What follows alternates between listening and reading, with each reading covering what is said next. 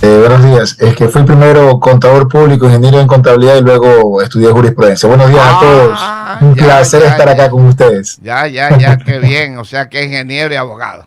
Mire, lo hemos Sí, llamado sí. para preguntarle, consultarle lo siguiente, como consultor económico y tributario. ¿Cómo ve la transición económica del país con todo lo que conocemos y que lo va a tomar para un mes, un año y medio aproximadamente, algo más, el nuevo presidente que tiene excelentes intenciones? ¿Con las intenciones va a solucionar? ¿Cómo cree usted que va a solucionar el problema? ¿Tiene solución los problemas, etcétera, etcétera? Complicado, no es nada fácil, como tú sabes, Vicente. Buen día también por el otro Muchas entrevistador. gracias. Lo tiene muy complicado. Actualmente los números económicos no son. A Ya, usted no lo veo, ¿ah? ahí estoy, Hecho. ahí me ve. Ahí lo veo. Ya, No, no ok. lo veo, pero no hay problema, arregle ese tema. Lo veo nomás Radio Sucre, el Ya, sticker ese. ya, ingeniero, Bueno, para mientras. ahora sí, continuemos, disculpe. Dele. Lo único positivo que hay luego de todas las cifras negativas es que Río País bajó, ¿ah? 30 puntos directos, pero de ahí la parte económica, la parte productiva, los deberes pendientes que deja Lazo son muchísimos. Lo que recibe el presidente actual, en este caso que se posesiona en diciembre, tengo entendido, Vicente, no es nada fácil. Yo creo que le va a tocar hacer país en 30, 90 días máximo, y vamos a estar expectantes que ver esos resultados se den de manera positiva. Efectivamente, termino con esta parte, él señala que va a tomar medidas de carácter inmediato con el post de ejecutar. La ventaja que tiene, o desventaja, usted también que tiene buena formación política, nos podría indicar o conversar, es que no ha hecho pacto con nadie. Usted sabe que lo ha ganado de una forma directa y de manera independiente. Suena. No está aliado con la 6, no se alió con el correísmo porque estaban disputando entre los dos. Y los otros candidatos, algunos se los voltearon. ¿Se recuerdan? Unos dijeron que sí, luego con Cuáquer, con Yerba Luisa, perdón por los términos, era lo que se conversaba, pero no llegaban a una énfasis real. Difícil también porque en la asamblea él no tiene curules y yo creo que no va a ser nada fácil. No creo que la vaya a diluir. Es complicado. Las intenciones son buenas, pero los cambios para esto en este corto tiempo deberían ser radicales y podríamos ir conversando cuáles podrían ser los cambios. Adelante. Usted es un consultor económico y conoce de tributación y conoce economía. Si el país tiene 5.000 millones de dólares anuales de déficit en estos momentos, aparte de una serie de deudas que tiene y problemas habidos y por haber, aparte de un Estado realmente monstruoso, extremadamente grande, hay instituciones que tienen 7.000, 8.000 empleados y que con 3.000 tranquilamente podrían funcionar. Y no es una, son varias. ¿Qué hacer? ¿Qué hacer para poder tapar ese hueco, los 5.000 y etcétera, etcétera? Y las deudas que, Lazo deja al país con 81.000 millones de dólares en deuda. Lo cogió con 60.000, con 60.000, sí. Lo ha subido con 2.100 más. Si estoy equivocado, ingeniero John Hidalgo. A ver, usted ha dicho algo real que tuvo una pequeña, no discusión, una acalorada conversación en donde no tocamos los tópicos que usted ya lo toca y me encanta, siempre usted es directo. Son 3 medidas que deberíamos tomar. Yo soy el presidente de la República. Hagámoslo así, ¿le parece? Como para no entorpecer ninguna medida. Correcto. Yo entro al poder, usted habló de algunas. 3 cosas debería cambiar, aunque se vaya en contra de todo. Primero, reducir el tamaño del Estado, el asesor del asesor del asesor. Que están puestos públicos, usted pregunta, conversa con gente que está en el gobierno y le pregunta, oye, por ese caso, ¿cómo están las cosas? Aquí lo que hay es corrupción. Es un tema que cualquier servidor público comenta, y me da muchísima pena decirlo. Ayer conversé con uno que está en una parte asociada a la comunicación, imagínense, corrupción. Entonces, si hay eso es porque hay, como usted señala, puestos o curules a favores de gobiernos, de partidos políticos donde debe dar una cuota. Me interpreto yo eso. Segundo, subsidios, que inclusive se conversó y lo escucharon a Alberto Dajic, no sé si lo escucharon por ahí, una conversación donde señalaba que hay demasiados subsidios. Efectivamente, los subsidios no tienen, si usted revisa países desarrollados, sé que Ecuador no lo es, pero si yo quiero encaminarme hacia allá, debería hacer esos cambios. Hablar primero, que dijimos, reducción del Estado. Segundo, eliminación de subsidios. Tercero, si yo voy a incentivar a que yo tenga dinero, incrementar la parte impositiva, tengo que invitar a que vengan gente a invertir de afuera. Él o yo, si yo tengo una relación internacional muy buena, que soy exportador, tengo relaciones navieras, yo sí podría vincular a eso y dar grandes incentivos. Lo escuché, ahora lo toco a él un poco, lo escuché hablar de algo interesante, ¿no? Si yo voy a poner a una empresa acá, de un ejemplo que me parece bueno, aunque aplicable o no, a la Ford acá a producir, ¿correcto? Si él me contrata personal, 50,000, 30,000 obreros, yo puedo hacer automáticamente un beneficio fiscal real, en donde yo pueda probar que efectivamente está la afiliación. ¿Por qué? Porque al afiliarlo yo sé que estoy aportando a la seguridad social y sé que al vender carros voy a grabar IVA, voy a pagar impuestos y demás. Entonces son medidas drásticas y directas. Yo creo que la que más va a doler es la reducción del Estado y la eliminación de subsidios de manera inmediata. No te toco la parte para cerrar, crear impuestos, sí, porque empezamos a la discusión, ya hay más impuestos y demás, pero le va a tocar, porque si no toca esos dos puntos primordiales, le va a tocar nuevamente lo que se hace en reformas tributarias y hace lo mismo que han hecho todos los políticos. Cambios radicales son los que tú señalaste en parte y yo combino contigo. Estamos en línea. Mire, ingeniero, ahí hay varios problemas gravísimos. Primero, el tamaño del Estado. Reducir el tamaño del Estado, aparte de los asesores, ¿para qué son los gobiernos provinciales? Las prefecturas, estas chiquitas, ¿cómo es que se llaman?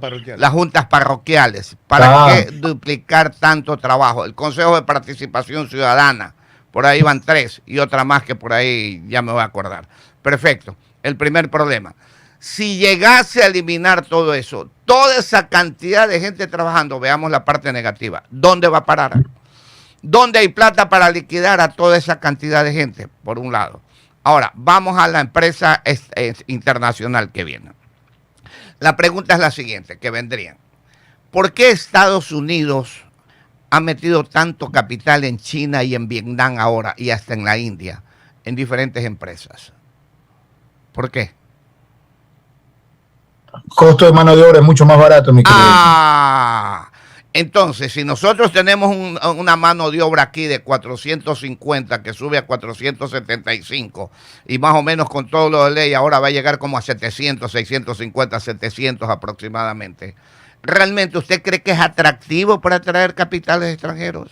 Primero. Segundo, todos los problemas legales y la ingobernabilidad que tenemos, ¿cómo manejar y convencer a la empresa privada que venga? Si usted tiene 1.000 millones vagos y dice yo quiero invertir en un país, usted habla con sus asesores y sus asesores ¿qué le van a hacer? Le van a dar un abanico de países. A ver, quiero irme a Ecuador. A ver, Ecuador tiene esto. Compárame con Colombia y con el Perú. Entonces, mejor me voy al Perú, mejor me voy a Colombia. ¿Qué hacer? Ya, son 3 preguntas. La primera, para ir de la mano. La primera, asociado a si reduzco el Estado, se quedan sin trabajo y cómo liquidarlos o cómo trabajar. La segunda es si viene una empresa con dólares va a ser efectivo. Y la tercera, el tema, la seguridad jurídica. Vamos con la primera, ¿correcto? Si yo hago eso, que es un cambio radical, es necesario, pues no me van a decir que le va a tocar liquidar y pagar, de que esa liquidación y pago se deba trasladar al plan de acción. Yo haría un plan de transición de trabajo. ¿Por qué? Esa gente no va a robar. ¿Sabes lo que yo escuché? No, incrementa la delincuencia. Tú me tratas de decir entonces que tenemos dentro del aparato gubernamental todos a delincuentes. No, por favor, no es el caso. En empresas, cuando liquidan personal, que todos los que nos salimos de una empresa del sector privado nos dedicamos a robar, Vicente. Tú que has tenido negocio, la gente que tú has liquidado se ha ido a robar porque te toca a nivel de negocio. No es así, no lo tenemos que ver así, tengo que ver es la transición o la salida de mi empleado y hacia dónde lo tengo que enviar. Y tengo que difundir y socializar la situación. Todos estos cambios, si los voy a hacer, tiene que ser en consulta popular, porque tendría que cambiar la Constitución, porque tú acabas de señalar algo, perdón por el tuteo, que el Consejo de Participación, las juntas parroquiales, todo está en la Constitución. Entonces yo debería hacer un cambio de un saneo para reducir el tamaño del Estado desde la Constitución para que sea viable, y comparto contigo. La segunda, si efectivamente yo tengo dólares, yo no puedo competir, el incentivo tributario debería compensar esa diferencia económica de los sueldos. ¿Me copias, Vicente? Debería haber la fórmula para que por lo menos quedar tablas como Perú, como Colombia, donde yo sé que no me está jugando bien no me está jugando la diferencia en cambio que han ellos devaluado la moneda, pero tendría que haber una fórmula idónea o algún producto suntuario, hablando de lujo, que efectivamente va a necesitar de nuestra mano de obra o a nivel agrícola. Me pongo a pensar en donde yo parte de la producción y transformación lo puedo hacer. Uno de los temas del banano, nos falta la parte de producción, que solamente somos exportadores de materia prima, no somos procesadores, y que otros países compran el banano para procesar. Podríamos tener nosotros la procesadora también para tener la segunda ejecución. Y la tercera, si efectivamente lo invito a invertir y este señor tiene las condiciones, él tiene año y medio, y eso es bien difícil. Las dos primeras durísimas son: Ecuador tiene un score donde señalan, sí, sorry, era en el gobierno de Daniel Noboa, ahorita ganó el gobierno de Quillezeta, ya no aplica esa ley. Esa sí es una tarea difícil que constitucionalmente debería poner, de que leyes de carácter económico urgente, donde haya, te pongo un ejemplo, en la ley puesta se puede dar, donde se creen incentivos económicos y tributarios, se mantenga acorde a la ley. Algo así en la Constitución, y le da una fortaleza, le da un cinturón de poder para evitar esos cambios. Los cambios que le vienen son en 30 días a través de reformas urgentes, pero lo puede ejecutar. Obviamente que se va a pelear con todo el mundo, y yo creo que si el señor presidente viene acá para hacer un trabajo, sabe que no la tiene fácil. Para algo se posicionó y para algo le hemos elegido. Yo, esos cambios que tú y yo hemos discutido, comparto totalmente. Sí, lamentablemente es un problema tan grave que ningún gobierno se ha atrevido a tocar. No, ningún gobierno se ha atrevido a tocar. ¿Quién lo va a tocar?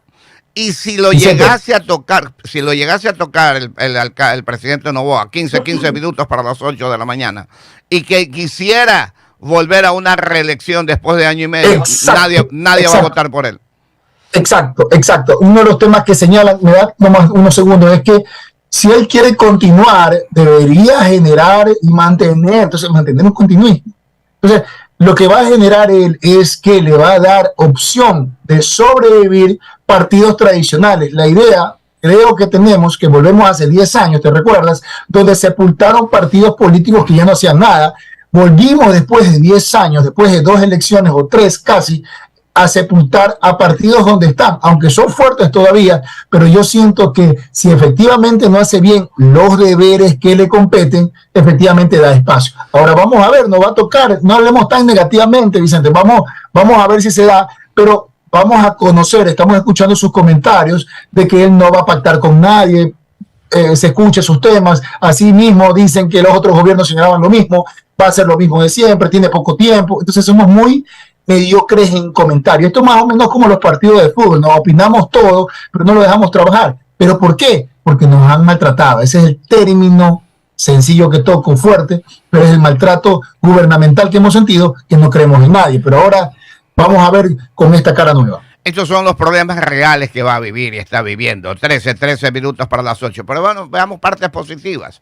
Una parte positiva: la guerra de Israel, la guerra árabe en estos momentos nos está beneficiando. Palestina, sí. Porque está subiendo el valor del petróleo. ¿Hasta dónde va a subir el valor del petróleo? ¿Hasta dónde va a llegar? ¿Cuándo termina la guerra o hasta cuándo podría subir el petróleo? Si la guerra continúa por 6 meses o por año y medio que él va a estar allí, el petróleo a lo mejor se puede disparar hasta 180, $200, que sería recontra beneficioso. Pero por otro lado, lo negativo de esa parte, que no se va a ¿cómo que se llama?, explotar la parte del Yasuní, donde creo que teníamos 100,000 barriles diarios más o algo así. Y realmente ahí sí nos va a pesar terriblemente 1,000 barriles diarios más a un precio de 100, 120, 140 que no puede ingresar al país. ¿Cómo manejar esa situación? Ahora, efectivamente no hay un score que haya llegado a 180, creo que el mayor fue 120, 140, no creería. 140, sí, exacto. 140. Pero lo que podría pasar es incremento. Recordemos que hay 2 guerras, ¿no? La de Rusia, Ucrania y ahorita con los países árabes. Pero lo que yo creo que eso es beneficioso, sí, pero también incrementa la gasolina y los derivados que compra. Entonces hay un efecto de compensación, que hay un spread de diferencia. igual suma. Sin embargo, va a depender muchísimo de los temas económicos de quién consume más. Recuerda que ahorita Estados Unidos liberó las cuotas de exportación y de compra con Venezuela, que tenían unas limitantes y no les compraba. Ahorita por el tema de la necesidad y porque también, tengo entendido, va a apoyar directo o indirectamente en los problemas por allá, en la parte de estas guerras, se suena. Pero olvidándonos de eso y viendo el incremento, es positivo. Pero ¿a qué se va a destinar? Eso va a servir muchísimo para el déficit y le vendría, perdón el término, fácil al presidente que entra, porque efectivamente va a tener flujo y va a gobernar bien. Recordemos también que en esa época que tú nombras estaba un presidente al cual no se sintió ese cambio, era incrementos y lo que se hacía mayor gasto corriente y tema social, que es positivo, pero ese dinero si ingresa sería para él una entrada positiva para una próxima reelección, sin querer, porque no va a hacer nada, digámoslo así, pero paga deuda, cumple con el Estado, mantiene el tamaño del Estado y demás, porque tiene exceso de flujo. Eso es positivo y podría continuar en los otros 4 años para hacer las medidas fuertes. Pero insisto, yo creo que todos van a estar expectantes. Sé que también otros somos prudentes y decimos en año y medio es complicado. Yo, en lo particular, estoy 30 días así sentado viendo lo que va a hacer. ¿Por qué? Porque lo que él comentó fue muy bueno. Una de las propuestas, Vicente, fue presupuesto cero. ¿Sabe lo que es eso? No. Que va a llegar él a sentarse, va a pedir el estado financiero Estado, el presupuesto, y va a decir, pero este presupuesto yo no creo. Empecemos de cero. ¿Cuántas máquinas hay? 5. ¿Con cuánto podemos operar? Con una, señor presidente. Ok, las otras 4 sácalas. ¿Cuánto personal tenemos? 5,000. ¿Con cuánto podemos operar? Con 1,000. Saca los 4,000. Eso es presupuesto cero. Yo llego a sentarme y veo lo que realmente necesito. Porque como empresario, que uno llega a una empresa, me contratan y me dicen, mira, quiero evaluar, no gano. Y resulta, ¿sabes qué? Tienes empleados que le pagas una remuneración increíble. Le pagas comisiones y no has cobrado. Imagínate, le pagas subsidios, viáticos y demás, y el señor nunca sale. ¿A qué son esos viáticos? A ver, entonces, ahí viene un gran problema. 10 minutos para las 8, 10 minutos para las 8. Es contra la espada y la pared. ¿No es cierto? ¿Qué es lo que sucede? En el momento en que saque 4,000 empleados, va a haber el lío que se arma en el país. Primero. Segundo, aparte del lío que se podría armar en el país, ¿cuánto necesita para liquidar a cada uno de ellos? Porque hay una situación. Si se liquida esos 4,000 empleados y es la plata para liquidar a los 4,000 empleados, realmente los empleados se van a quedar tranquilos. Y cogen su platita, verán qué hacen, se van a vivir a otro lado, comprarán su negocio, alguna cosa hacen, porque ya tienen un capital como poder vivir. Perfecto. Porque delincuentes no son, ¿correcto? Delincuentes no son. Pero ahí viene el problema. ¿De a dónde saca el Estado ese capital para pagar? Yo me atrevería a pensar que en 4,000 empleados, si llegase a sacar, no necesita menos de 500 millones de dólares, si no es más. Me atrevería a pensar así, abuelo, a Pablo, a buen cubero, como decía mi padre. Exacto, es como hablar que debería cubrir para poderlo pagar 5 o 6 meses de gasto corriente, digámoslo así, del periodo que él tiene. Yo le hago, usted es un consultor político, ¿y si los paga con bonos del Estado? Soy consultor económico, no político. Perdón, consultor económico. Disculpa. Y si los paga con bonos del Estado, imprime bonos del Estado y le paga, a ver, ¿cuánto te toca a ti? Bueno, yo tengo aquí ni sé cuántos años, bla, bla, bla, ya me toca jubilar, te vas. ¿Cuánto te toca? Me toca a mí 400,000 dólares, toma en bonos del Estado. ¿Qué pasaría? Me parece una estrategia muy buena, pero no puede ser el 100%, sino una proporción equivalente entre el 50% de su liquidación y el 50% en bonos cobrados a un año, año y medio, hasta que financie. Porque si él lo hace ahora, como tú lo señalas, podría ser que tendría un déficit de gasto corriente de 5 meses, pero a partir del sexto se trepa, pues, ¿no? Sí me comprende. Claro, así es, lógico. Es un hueco. Es un hueco, pero es un gasto corriente ya libre que él puede ejecutar. Estamos conversando, no queremos ser enemigos de nadie, sino que estamos comenzando en la realidad de un cambio, porque estamos tocando tópicos reales donde sabemos que hay mucha gente, y esa mucha gente origina corrupción. Ahora, en la función judicial no he escuchado nada, perdón por tocártelo, revisé la propuesta de los 2 candidatos cuando di charla en las cámaras, previo por elecciones, que fue una charla que dictamos antes del 15, y te cuento de que no había nada contundente o detallado por parte de los 2 candidatos. uno de los temas, tocando en este caso, Daniel, ¿qué va a hacer si ahorita un fiscal tiene represados 5.000 casos? Eso es otro tema, porque la parte económica es importante, pero estamos dejando un fuero en la parte de seguridad, porque si queremos cambiar lo que estamos viviendo, el aparato judicial, la compresión de perdón el término, meterlo preso en el delito probable, te vas preso, si yo metía preso un 10% lo que incremento, un 500% antes, ¿cómo ejecuto el plan de acción? Entonces, una de las cosas que sí comentó es el tema de la rehabilitación, ¿no? Y la socialización. Algo que yo creo que es idóneo señalar, si tú matas, puedes irte 20 años preso, 30 años preso. Ese tema de difusión positiva, porque no lo hay. Si te das cuenta que hay una ignorancia legal de que cuando cometes un delito, ¿qué te puede pasar? Y la gente actúa porque la represión que tenemos en Ecuador es sumamente leve.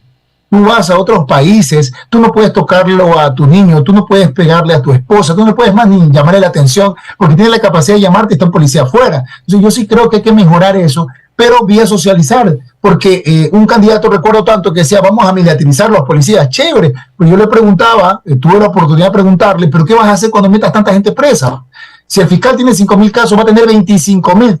Y si hay corrupción, se va a hacer millonario fiscal. Entonces, veamos la otra parte. Esa situación, a él le va a tocar a socializar y decir, hay estas penas, quiere hacer una reforma del Código Penal, que me parece interesante, pero tiene que ser más coercitiva, más represiva, para que cuando yo salga o me pase una roja o haga algo, yo tenga temor. El sistema debe ser más fuerte para que la gente cambie.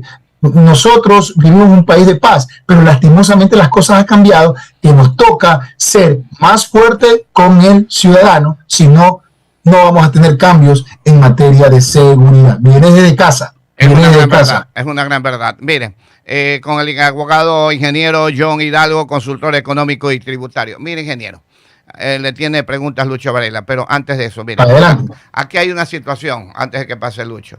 Aquí hay disminución del Estado versus problema social. Esa es la gran verdad. Ese es el espejo. Sí.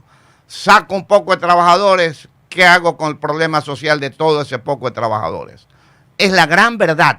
Son dos polos.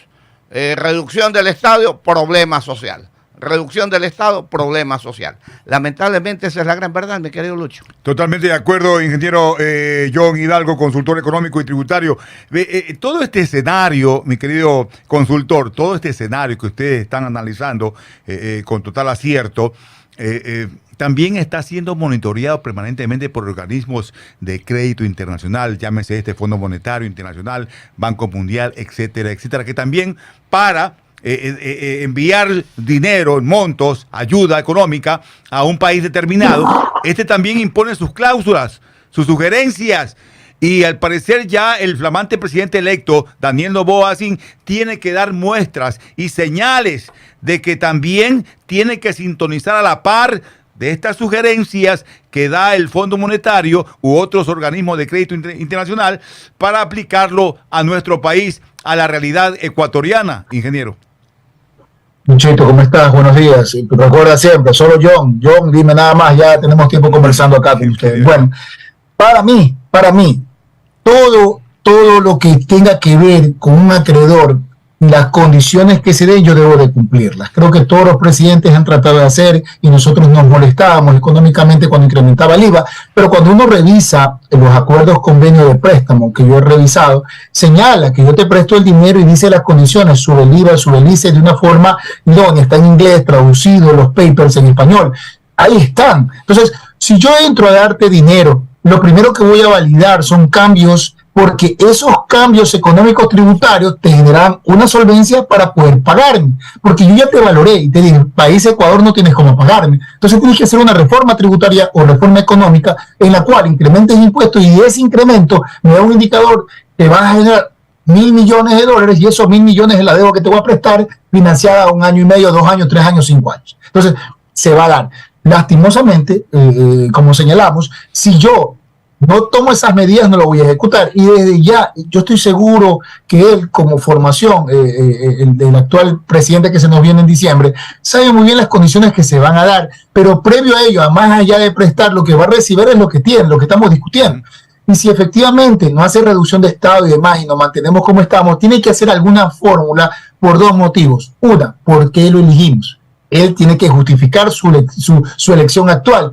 Y dos, si quiere continuar, que yo creo que cualquiera que llega recién no va a quedarse año y medio. No creo. Yo creo que todos queremos ver que el actual presidente haga las cosas bien, el que viene, y que para 4 años más, si las cosas le salen bien. Entonces estamos hablando de un seguimiento de casi 6 años, en el caso que se dé. Entonces la tarea no es nada fácil. Lo que tú dices es muy correcto, pero las condiciones le van a poner de entrada para establecer. Y sí, dentro de las condiciones señalan la reducción del Estado, que yo he visto algunos que no lo señalan, pero sí es una propuesta de él a lo que ha conversado como presupuesto cero.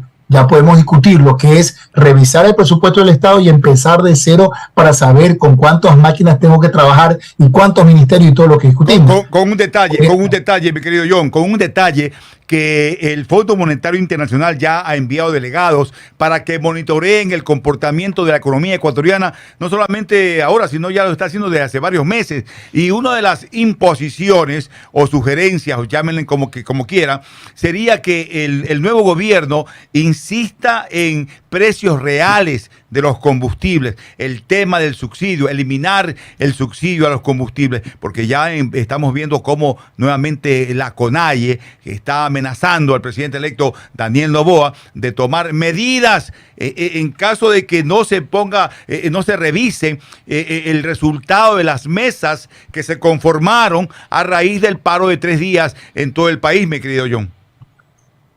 Y yo voy a llegar a ser un presidente de la República y empiezo con condiciones. La experiencia que tuvo el presidente actual, ser muy permisible, le genera un problema. Le va a tocar pelearse con quien le toque pelearse para que, imagínate, en año y medio empiecen los paros. No sirve de nada esto. Suena como intencional, pero también nosotros tenemos que estar expectantes, pues, ¿no? Ahora, yo voy a serte sincero, voy a hablar como presidente electo, para no estar señalando a nadie y poder sacar puntos de vista. Si yo voy a recibir dinero y me dicen que tengo que tomar esta medida para ejecutarla y tengo una consulta popular, yo sé que si la pongo por consulta nadie me va a decir sí, se quitan los subsidios, pero sí tengo que socializar cómo está el Estado. Yo pondría el estado financiero Estado aquí, en pantalla, y le dijeran, miren señores, así ha gobernado estos 15 últimos años, estos 3 últimos periodos presidenciales, desde el periodo de Correa, desde el periodo de Moreno y desde el periodo de Lazo.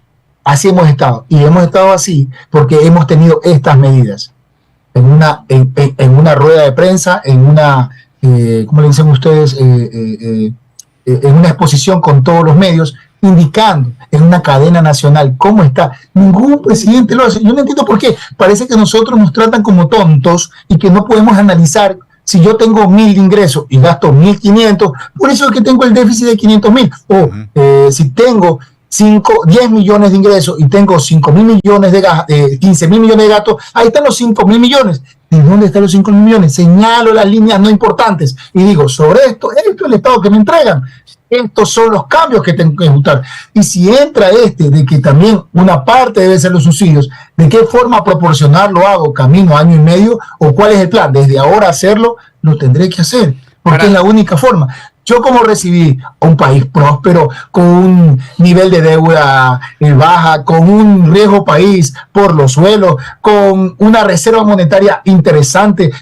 No, yo lo recibo un país quebrado, señores. A ver, si un país quebrado no puede continuar así. Para finalizar, se nos vino el tiempo, 8:02, pero es interesantísimo. En la práctica, aquí hay 2 posiciones, 2 polos opuestos totalmente. Uno, que es supuestamente el neoliberal, que ya lo están atacando de neoliberal al presidente Noboa. Y otro, el plan de toda la vida, que es vivir del Estado. Uno es vivir del Estado y otro es vivir del trabajo que uno realiza.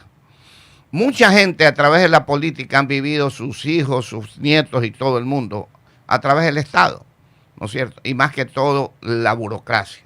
Son los más afectados definitivamente en un momento dado cuando se tocan estas situaciones que son muy delicadas.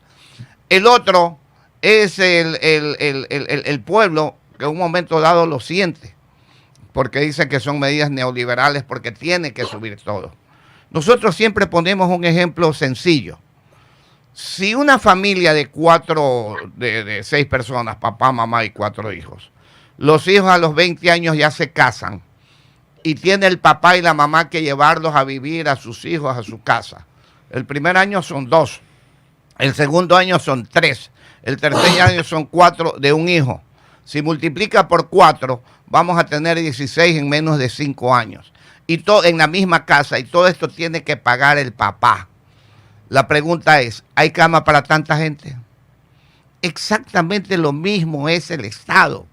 Pero nadie quiere creer que el Estado no puede ser paternalista, sino que el Estado tiene que generar para poder dar un buen servicio en educación y salud, básicamente, y en obras, ¿no es cierto? Pero eso no lo comprende.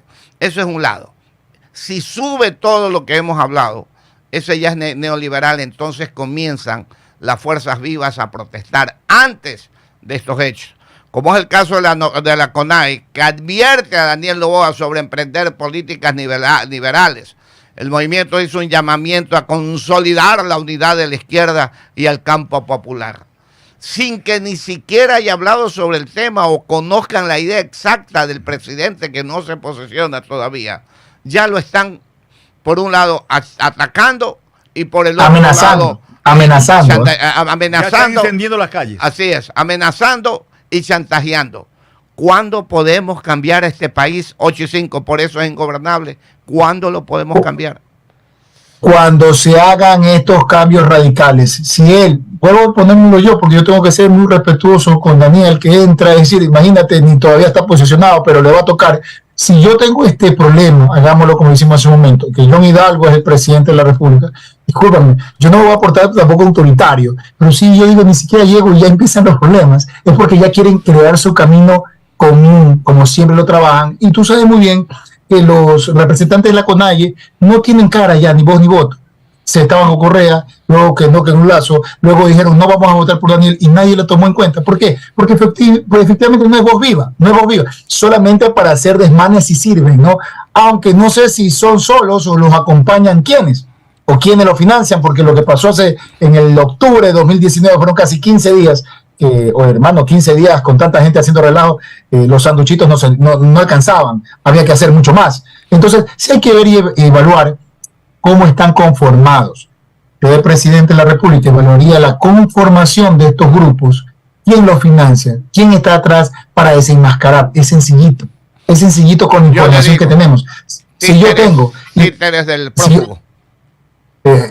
tengo información o inteligencia internacional, que es uno de los temas que va a adoptar, yo sé en este momento qué es lo que tiene esta persona y con quién trabaja, con quién duerme, con quién está, y sé su estructura financiera y ataco esa parte porque él, ¿de dónde financia para hacerlo? Y 2, si no es así, una persona correcta, perfecto, yo creería que como presidente de la República, lo primero que yo tengo que hacer es Estado.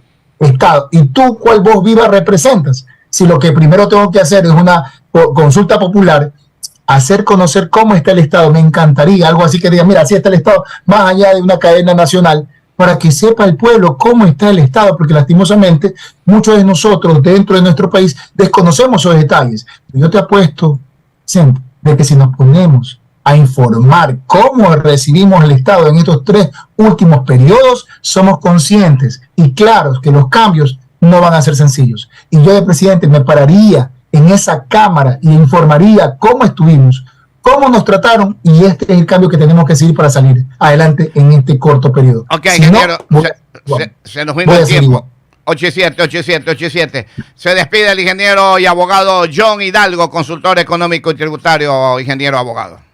Gracias. En su radio uno se emociona mucho, uno gana amigos y enemigos, pero lo más importante es decir la verdad. A ti, como siempre, gracias por este espacio, y Lucho, gracias por estar aquí. Un abrazo a todos. Muchas gracias, ingeniero. Es verdad, se ganan amigos y enemigos, unos están de acuerdo, otros no están de acuerdo. A ver,